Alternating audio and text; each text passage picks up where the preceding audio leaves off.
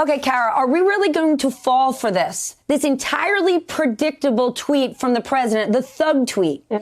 Isn't this just to sow discord and distract from the fact that there are more than 100,000 people dead, the infection rate is not decreasing, and more than 40 million people are on unemployment? Yeah, I think distraction is part of his game for a long time. It's not a new and fresh thing that's happening. In this case, he's trying to wrap himself in the First Amendment by issuing executive orders with a lot of words in them, but not a lot of law. And now the White House, the official White House Twitter handle is now being used to troll Twitter, essentially. So, it's a lot of game playing when this is a very serious situation in Minnesota and across the country, and of course, around coronavirus. Dylan, this morning, Dan Scavino is saying that Twitter is full of it. If Twitter sucks so bad, why don't they just stop using it? This is the president of the United States. He has every possible outlet he could dream of to get his message out there, and he's certainly welcome to sit down for an interview every day. Just stop tweeting. Well, Stephanie, I mean, there's no platform that Trump has leveraged more to sort of drive the political conversation than Twitter, broadening out to social media companies generally. He relies heavily on Facebook and YouTube for advertising. The notion that he would just like to shut down Twitter or that he would just stop using Twitter is obviously farcical.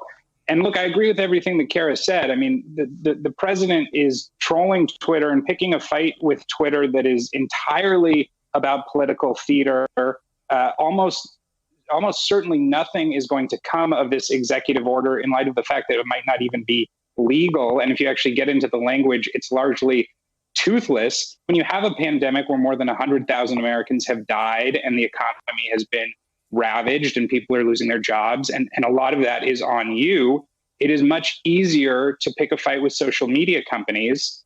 And in fact, we have even some new reporting this morning on using the White House account to basically tweet the same thing that Trump tweeted earlier about looting and shooting.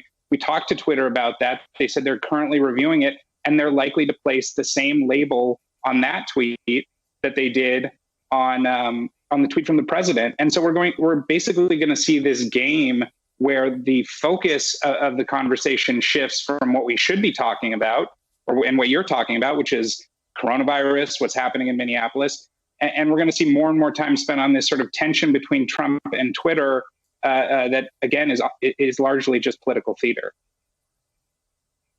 Kara, let's pretend this executive order wasn't toothless. Let's pretend Twitter, Facebook, these other platforms were regulated. There were issues of liability. Wouldn't that come right back to bite the president?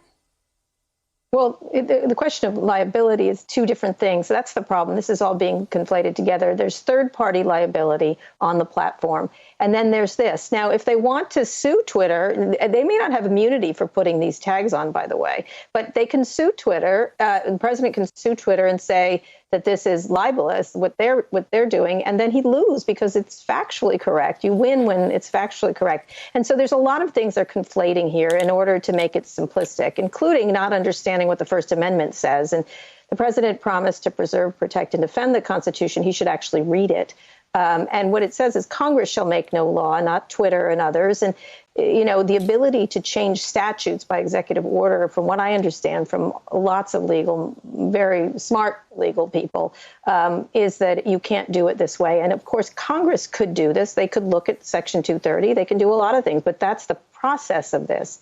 And that's the difference here, is that you can't just say, I don't like it, I'm going to do an executive order. And it's not going to work here. There's so much case law.